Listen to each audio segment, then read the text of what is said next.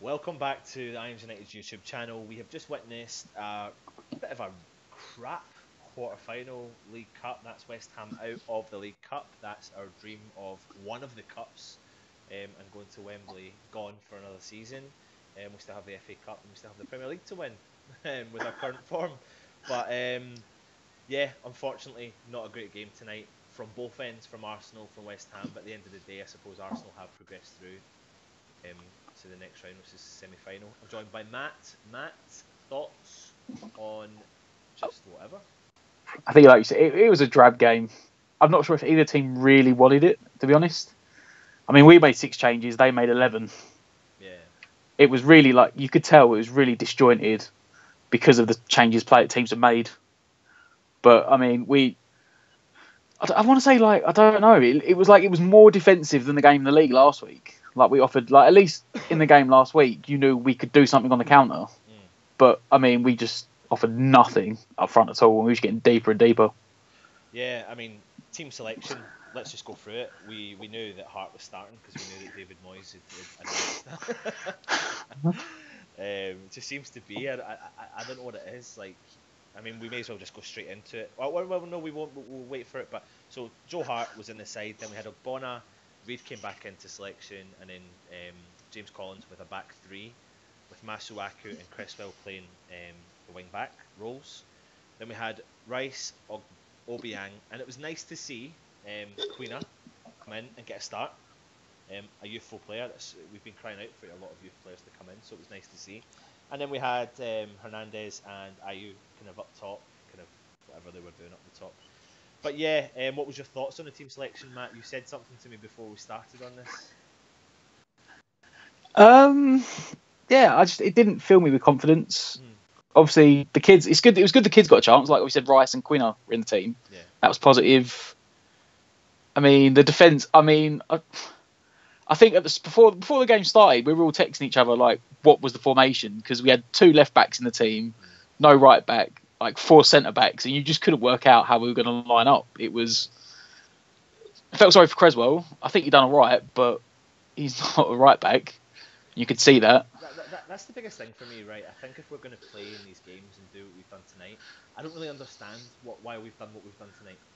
Like we rested some of the team. We rested like 5 of we rested like the attacking players. And then we played players out of position, which I don't get it, because okay, maybe they were concentrating on the Premier League, but got to go out and give it a shot. If they were concentrating on the Premier League, why not play like, if we didn't have a right back in the first team, because obviously they were giving Zabaleta a rest because his leg's probably knackered. I don't think Byram's fit yet. Rice played right back when Cresswell went off. He done all right there.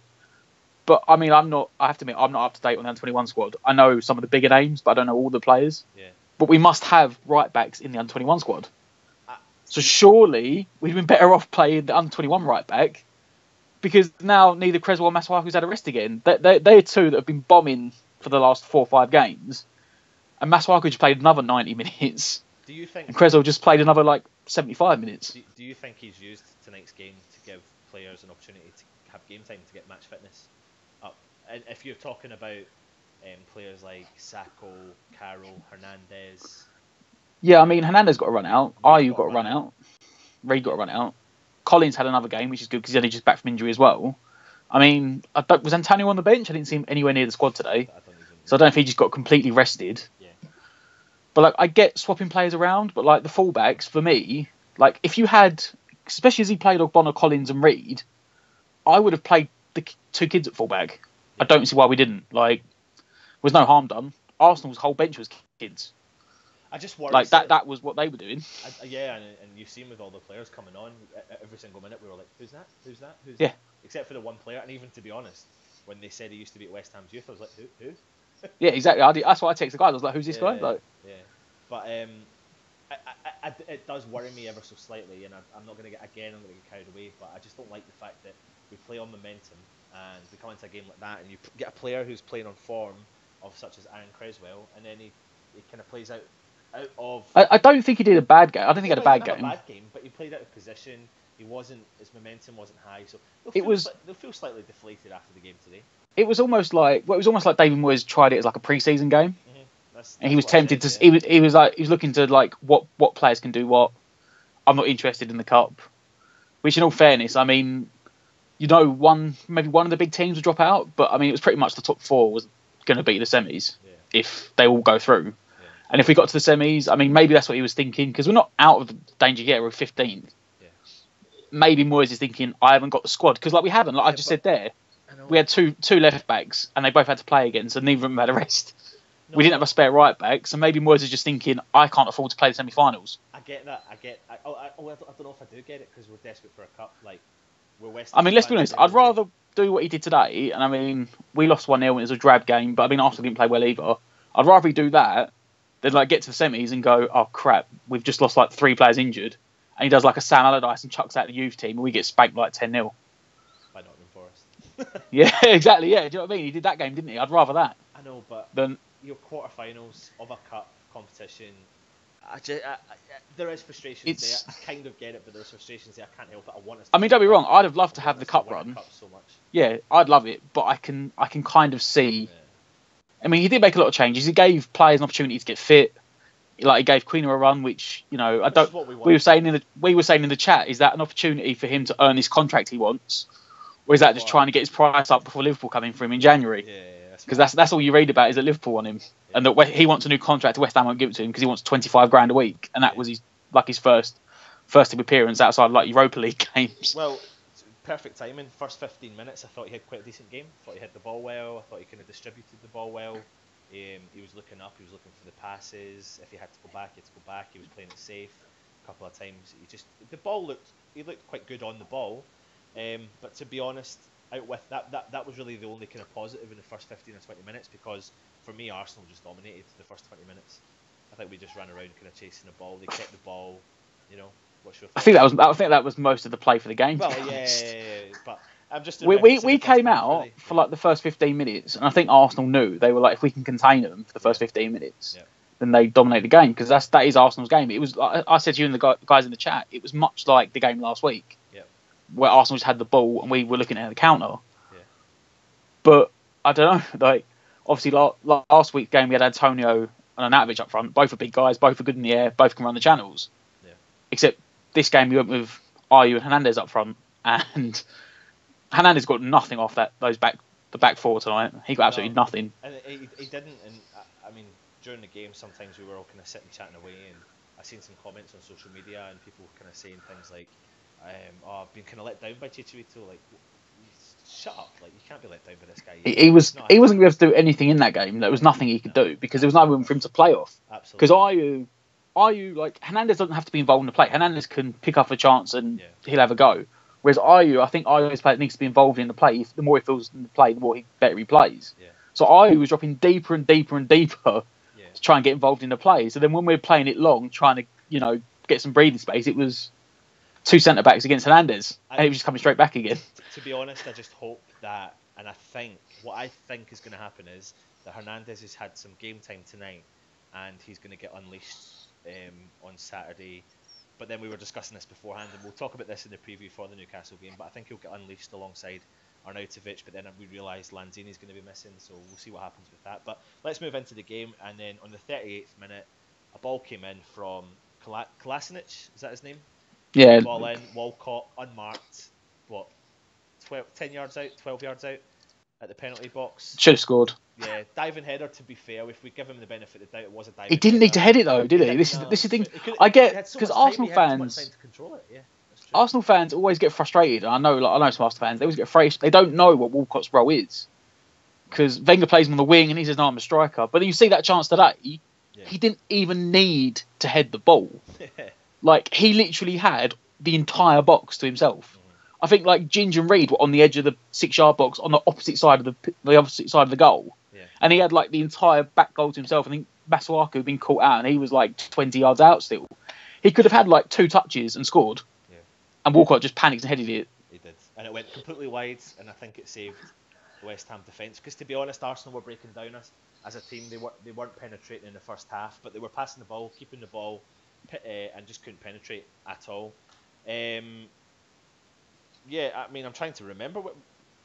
Oh no, it was in the first half they got the goal, wasn't it? that was like the first chance, and they had the goal just shortly after, didn't they? Shortly after. Now here we go. Who do you blame, Matt, for that?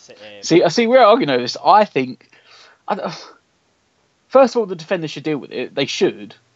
But I think if Adrian was in goal, Adrian wouldn't have waited for the defenders to deal with it. He would just come out and collected it. Yeah. But Hart's confidence is so shot, and he hasn't got the decision making, and he literally sat there. He's standing on the line, and this ball's dropped basically on 6-yard box, and he stood there and gone, "No, Reed and Collins can deal with this. They've got this all day."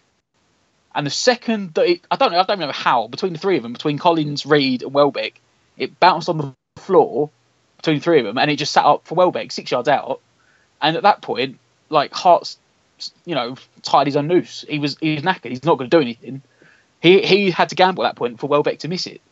It comes down between the three of them. Like, there is some, like, you've got to work out between the three of them what happened.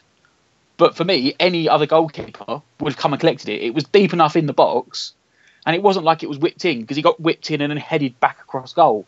So there wasn't a lot of pace. He could have come and collected it. My biggest issue, Matt, comes from even before that, because for the second time in about a minute and a half, a player was unmarked in the box, and for me that blame does come down to Masuaku. Now, we know Masuaku's defending ability isn't the best, and his marking of defence isn't the best, and it does, for me, it falls on him, even for a mixture of the Walcott opportunity. But for that header coming across, Masuaku was completely in no man's land, and the header came across. So first and foremost, for me, the blame falls there. Secondly, you have Reed and Collins, who haven't played much with each other for a long time, two massive centre-halves, very confident in the air, coming up against Welbeck, again a very confident striker in the air. So for me, if I'm Hart or if I'm Adrian, I get it, but I don't know, for that one incident, would Adrian have come out to go for the ball? I really don't know if he would. I mean, we saw it in, like, the Chelsea game. He dealt with a lot of stuff in the air in the Chelsea game. I just think he probably would have come out for it. He might not have, but the second that you didn't, you had to gamble on the defenders winning it. Yeah. And I just think that even with Moyes coming in, the way we play now, I think players should be expecting the mistake rather than, I don't think we're comfortable enough. Maybe another 5 games down the line, you can be at the point where you don't expect the mistake. But can I tell you something though? Like, if you're a football manager or a coach and you go in at half time and you look at that replay, you ain't going to be looking at Hart or Adrian for that. You're looking at your two centre halves, and you're dissecting the whole thing. I think you said, because Masuaku's not there at all. But then you're going to look at the two centre halves who are very confident in the air, and you think, do you know what?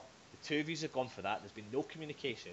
The ball's then slipped down in front of, and it's a tap in. And at that stage, Hart can't do anything. Now, listen, I think at the beginning I was Hart's biggest fan, and I'll talk as we go on through this that he's lost the plot, in my opinion. But for that goal, I think it's harsh, really harsh, to blame him. But I mean, I think if you want to dissect it completely, I mean, you can go all the way back to the fact that Creswell let him get the cross in, and again, that's because Creswell's playing on the right and he's not a right back to begin with. And also, I think it shows you that how much Creswell's made a difference to the team in the last 5 games. And the position he's been because position he's been playing at the tucked in, almost like a tucked in second left back for Masuaku. Yeah. Because when Masuaku's been up the pitch, Creswell's just gone, I'll just shift over, and it, like, the back 5 becomes a back 4. Yeah. So I think if Creswell had been there in the centre back position, he may have even covered it, like where Masuaku wasn't. And the cross may not have been done, but that's just tactics. I'm guessing David Moyes must have made some short, quick tactics over the last couple of days and decided we're going to play either of you at, like, fullback, which I don't think worked. I don't think we'll see it again. Maybe Moyes is playing for a contract. Maybe he's just thinking, do you know what? I want this position in this league. I want to secure the safety of West Ham and prove to everyone that, because this is Moyes' opportunity to kind of show everyone, do you know what? I'm a good manager. And if he keeps this form in the league and keeps West Ham up, then he's redeemed himself, Well, that's the thing. Like, I was watching, obviously, we all watched the highlights of the weekend after the game, and everyone was saying, "Oh, Moyes has got this 6-month contract. Is he going to stay longer?" And let's not forget, it is actually like a 2.5-year contract. Yeah, with an option to walk away. With the option to break it in 6 months. So he's playing. He's playing for those extra 2 years. Yeah. Well, let's progress into the game. Half-time came, and then there was a slight delay because of the fourth or the linesman got. Whether the linesman. Yeah, the 5 minutes delayed. Anyway, the biggest point, or a couple of big points for me in the second half, was the tackle on the foul on Hernandez when he seemed to be throwing the ball, and they didn't give anything for that. I've not seen a replay for it. I would say no, they didn't even show it. That was the thing. Like, they didn't. I don't think. Did they show one replay? Yeah. Like, if that, and I mean, even the commentator on the game was saying, "Oh, it's a definite foul." Yeah. I don't think it was. I think it was a yellow. Like I think he would, if he'd given the foul to give a yellow, and it was a free kick. Yeah. May not have come to anything, but you'd like the official to actually go up and be like, yeah, that's a foul. Like I don't understand how he didn't give it. Yeah. Hernandez was through. Chambers is coming from behind him. He just like pushed him in the back to the floor, and the ref just like, that's absolutely fine. But then, do you know what?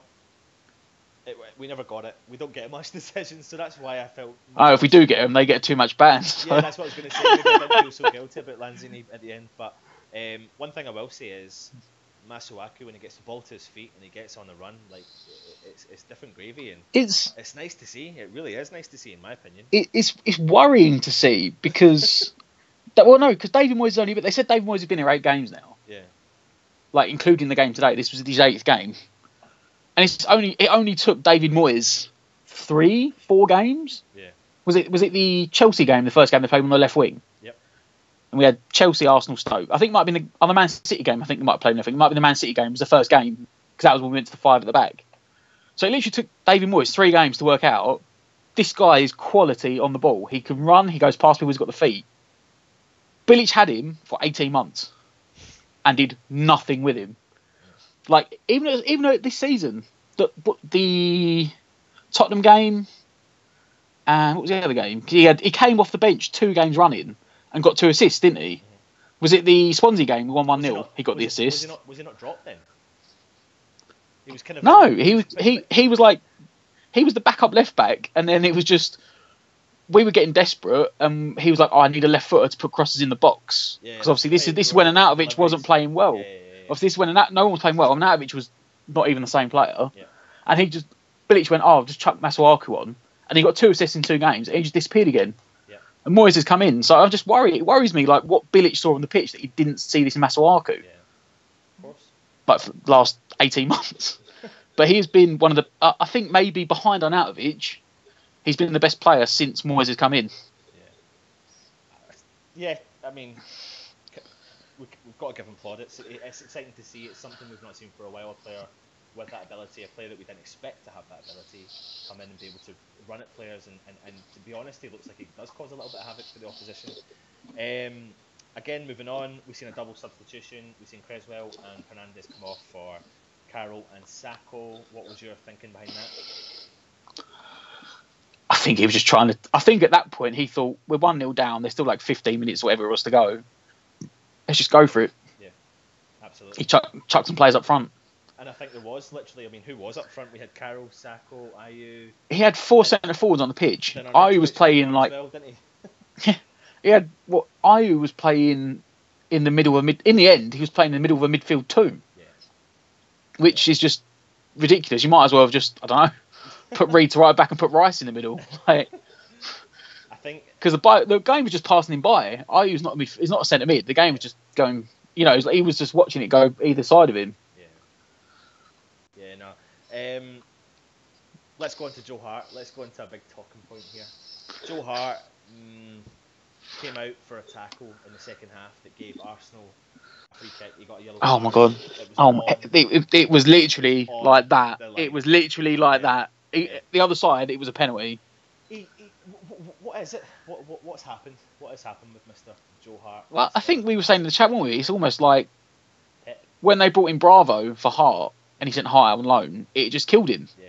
Because he was probably sitting there in Italy watching the Premier League every week, because normally Italy's most of their games playing on Sunday. Yeah. So he's probably sitting there watching Man City every week thinking, how the fuck am I been dropped for this guy? Because Bravo was like, he had the worst shot to save ratio in the league last year. Yeah. I mean, don't get me wrong, they've brought in Edison this year, and there's no way Hart will go anywhere near Edison. Yeah. Edison is like, I can't believe he's only had like 1 Brazil cap. He's a ridiculous player. But Joe Hart, I don't know, his confidence, his positioning.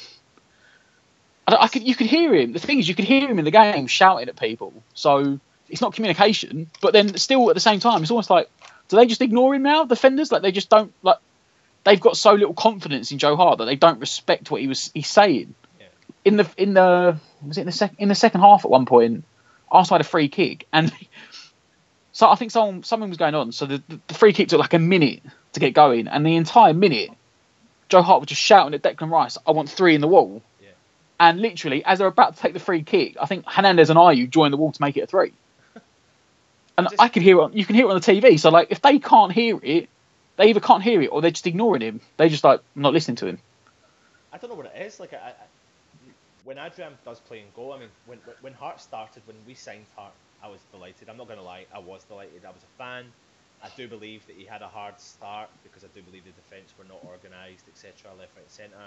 But you can't deny and start seeing that he's making mistakes. He doesn't look commanding in the box. He doesn't look like he's organising the defence. Yeah, like you said, he's talking, but are they listening? Is it commanding enough? I genuinely, I'm baffled by the whole thing because, as we were talking as well, that this is our England number one. Yeah, I've got a Scots accent. I support England, just for your reference out there. Oh God, comments now. Yeah, left, right, and centre. But you know what? Screw you. I'm an England fan. So, but Joe Hart, like I'm worried. I'm worried about his form. Like, well, I said to you, didn't I? It's genuinely worrying because Joe Hart, for anyone that's watching that's not a West Ham fan, Joe Hart is now West Ham's number 2. He's categorised as his number 2. He was played tonight. That's the cup goalkeeper. Mm. That's a number 2 spot. Jack Butland has shipped the most goals in the league, closely followed by Foster at West Brom and Forster at Southampton. Like England don't have a goalkeeper. Yeah. So what? It's all the competitors at the World Cup are looking at us. Panama are looking at us going, here we go. Especially if Southgate continues to insist with Joe Hart. Like even David Moyes come in and gave him that game at Man City. And, I think Joe Hart had been in goal for 3 games for David Moyes before Adrian had 1 game at Man City, and David Moyes saw nothing 1 game at Man City to go, no, you need to go in the next game. Yeah, definitely. Well, listen, Adrian hadn't conceded a goal for 5 hours before Joe Hart went back in goal. Yeah. We had 5 hours without conceding a goal when Joe Hart went back in. Yeah. I know. I mean, he could have been sent off. If he didn't get the other tackle right, like he come flying out of the box again. Yeah, I think I sent that message as well. I was like, but to be fair, he got the ball. But he did that time. He got his ball with the studs showing, and lucky for him, the Arsenal player wasn't anywhere near him. But yeah, something's not right with Joe Hart. But I suppose, do you know what? He's back up just now. We've got Adrian back in goals. Let's kind of round up the video. Positives to take from this tonight, Matt? Anything? The kids. I thought Rice and Queener was good in the first 15 minutes, and that, to be fair, that was the only 15 minutes we had in the game. Yeah. Like in the spell we were in the game, he did really well. Declan Rice played like 3 different positions and played well in all of them. He ended up at right back at the back at the end. Massive plaudits to Declan Rice tonight. I just thought every time I see the boy, I'm getting more and more excited about what potential he's got for the future. Tonight I was a little bit disappointed with Obiang because a couple of times he tried to spray the balls. I think there was one time he collected the ball in the midfield, passed it went to Arsenal opposition. Arsenal player lost it. Obiang got the ball back and tried to do it exactly again. And straight to the Arsenal player straight away. But then when Declan Rice was under pressure, right back at one point, he cleared the ball perfectly up to, I think it was like Hernandez, and I was like, fair play. Like this boy is talented, and I do see a kind of young Michael Carrick in him, and I just think I hope we get to see a lot more of him. But yeah, positives for me was players had fitness, had a bit of run out. Disappointed. Negatives were we're not in the cup anymore. Quarter final. The next cup we've got is FA Cup Shrewsbury, so let's see what happens. But I don't know, Joe Hart will be in goal again, so Shrewsbury licking their lips right now. Yeah, I think anyone's licking their lips to be honest. Any last points you want to make, Matt? No, I was just gonna say what you said, like the kids, and it was fitness. It takes us.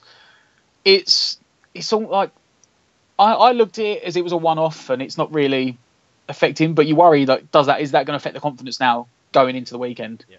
We got to hope it's not. And that you said all the strikers got some fitness which they needed. Reed and Collins got another run out. Absolutely. And it was one of the 2 games. The only positive, that's it. The only real positive was that it was one of the 2 games Lanzini was banned for. Yeah. Exactly. So Lanzini is that last one of Lanzini's his match is gone. Yeah. We move on to Newcastle at the weekend. One notch. Yeah. Well, listen, we'll save the Newcastle preview. We'll have that coming out over the next couple of days. Before we go, unfortunately we're not in the cup, but yeah, make sure you subscribe to our channel, follow us all on social media sites, etc. But just another big shout out to the young girl Isla. She's 3 years old. She's suffering from a rare form of child cancer.